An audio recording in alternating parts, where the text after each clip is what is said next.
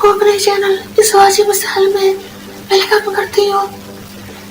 जिन दोस्तों ने अभी तक मेरे चैनल इस वाजिब मिसाल को सब्सक्राइब नहीं किया, उनसे मैं रिक्वेस्ट करती हूँ कि प्लीज़ काइंडली जल्दी से मेरे चैनल इस वाजिब मिसाल को सब्सक्राइब करें, लाइक करें और अपने दोस्तों में शेयर करें।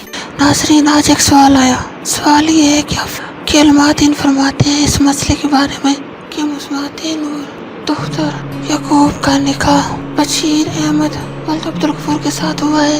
एक साल अपने शोहर के साथ आबाद रही।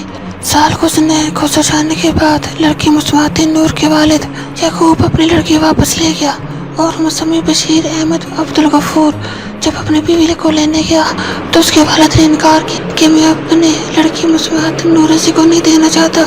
कुछ अर्से के बाद मुसम्मी याकूब ने अपनी लड़की का निकाह मुसम्मी अब्दुल गनी वल्द इस्माइल के साथ कर दिया। बावजूद ये कि मुसम्मी बशीर अहमद वल्द अब्दुल गफूर ने तलाक नहीं दी।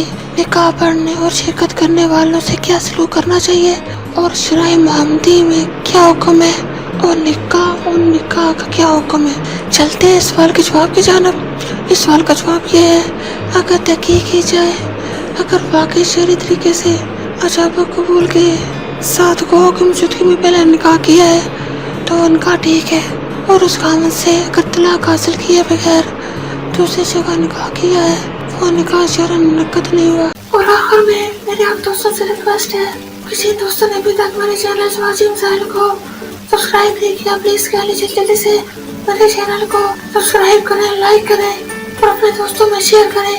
और मेरे इस वीडियो के लिंक को अपने फेसबुक के फ्रेंड्स में, व्हाट्सएप के फ्रेंड्स में, इंस्टाग्राम पे, ट्विटर पे, मैसेंजर पे शेयर करें ताकि ज्यादा से ज्यादा लोग इस चैनल को सब्सक्राइब कर सके, इस चैनल का हिस्सा बन सके। अब मुझे इजाज़त दीजिए, अपना बहुत ज्यादा ख्याल रखिएगा, मुझे अपनी दुआ में याद रखिएगा। ओके, अल्लाह हाफ़िज़।